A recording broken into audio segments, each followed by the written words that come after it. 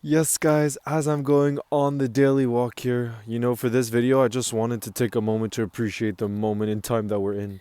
There is just so much transfer talk, and it feels like this summer is moving in such a crazy way. Now it's Alexander Isak, and it looks like that could genuinely happen.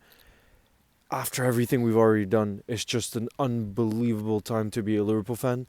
The fact that all of these major players like Florian Wirtz, like Kirkaz Frimpong, that were wanted by so many clubs, really had a stance of only Liverpool, and it's just, I can't quite remember that in my lifetime of being a Liverpool fan where we've gone so big in the market and we've been able to kind of match the ambitions that us, the fans, have, and we know the stature of the football club, but I just wanted to take a moment here. As you can see, it's beautiful back here. This is in Iceland, you guys, in Reykjavik, to say just a moment of appreciation, and to take a step back because I don't know if I must not be the only one that feels this, but it just, especially now with how the season goes too, with the amount of games, and now with the amount of news that's just kind of 24/7, and I'm part of this.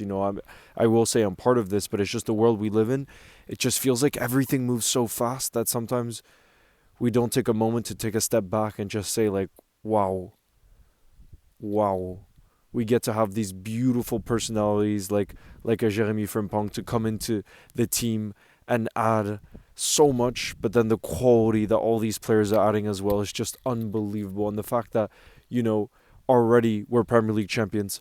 Already we just lost out on penalties to the Champions League winners PSG at Anfield, but then to think that after a season like this, we go into the market like the how we have, it's just unbelievable. I genuinely, in my wildest imagination, it's true that in May our captain Verge said that it was going to be a big summer ahead, but I got to be honest, I couldn't have imagined a summer like this. And now if you're telling me Isaac on top of everything else, I find it hard to believe.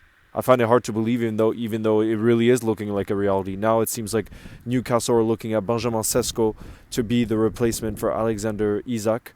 They're going to go big on him, and it seems like they're going to spend the money to sign him and then Wisa from Brentford. So we've got to keep an eye on that. But like I said, everything just feels like it moves so quick, and then it's always on to the next thing. That I just want to take that step back and say thank you. And also, what a moment in time. What a moment in time. And in my lifetime of being a Liverpool fan, I can't remember us acting like this in the market, but also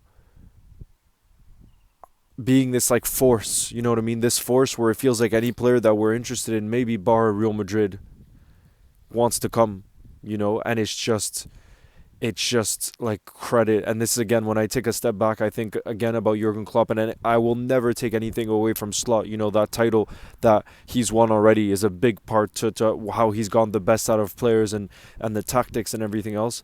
But when I take a step back, I always do think about Jurgen, and I think about Jurgen the moment he stepped in, the place that we were in as a football club, and how much we were struggling on and off the pitch. I think especially off the pitch. You look at United and how much people talk about the culture being wrong there. I think before Jurgen came in, there was also a real problem with the culture. There was a real problem in terms of the standards, and that takes a long time to change. A long time to change. And Jurgen, we did back him, to be fair, like in terms of giving him the time, but boy did he deliver, and boy has he turned the football club around. And I know we'll never forget what place we were in when he came in and where we are now after he left. And how, again, probably the biggest thing, not just the players, because of course he left a world class squad, which, for example, Sir Alex didn't do, or certain other managers didn't do. He left a world class squad that was basically in their prime. But for me, the bigger thing are the standards that he turned around at the football club, with the state of the academy, the state of the training ground, all of those things. Yes, it's not him funding it, but he would have pushed for those things. And the more success he had, and the more he proved to the owners, FSG, of the positive, steps he was making, the more they would have been willing to back his ideas. And I'm sure he would have pushed for that new training ground. I'm sure he would have pushed for all the positive things that were happening from the very top to the very bottom. And one of my favorite stories, for those of you that haven't heard this story yet, and I always love to hear when I do the Anfield tours, one of the first things he did when he came in was he had that, a boss's door, like the manager has a office, sorry, at Enfield. And when he came in, they asked him what engravement he wanted to be put on that door, because they always do that for the managers. And he looked right ahead of where his door was, and it was where some other staff members were. And he asked, why aren't their names engraved on it? And they responded something like, well, this is the manager, he gets his name engraved. And he said, how am I any more important than them? It's a collective unit. And so he never wanted his name to be engraved on that door, because for him it's everybody matters, and it just shows how much he valued the collective, and how much, again, I think it's a top to bottom culture that he changed, and it does have to come from the manager, and especially then he became more and more powerful, so it was so important, his words, and how he really did transform the football club. And I just find myself, when I, if I go on walks and I think about, Liverpool, I think about our football club, I really do think about Jurgen time and time again, and just how lucky we are to have found someone who I think is generational, again, on out, off the pitch, the way he represented the football club, the ethos of the football club. He really is our modern day Bill Shankly. And Slot could be our modern day Bob Paisley, who knows? Because Bob Paisley was really backed as well.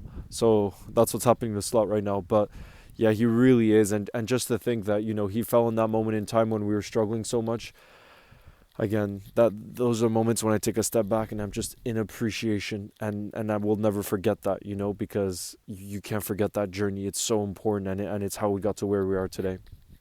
So yeah, this is just a big thank you to everything that's happened. But guys, as you can see, beautiful view. Now the sky is finally cleared up.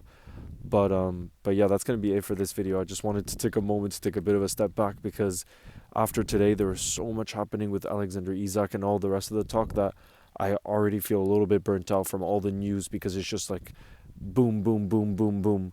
So right now I just felt like I needed to take a breather in that sense. Take a breather and just, again, see how far we've come to be in all these conversations and to have the kind of summer that we've had. So let me know how you guys are feeling when you take those steps back. When you take that step back, what do you think about? What do you reflect on?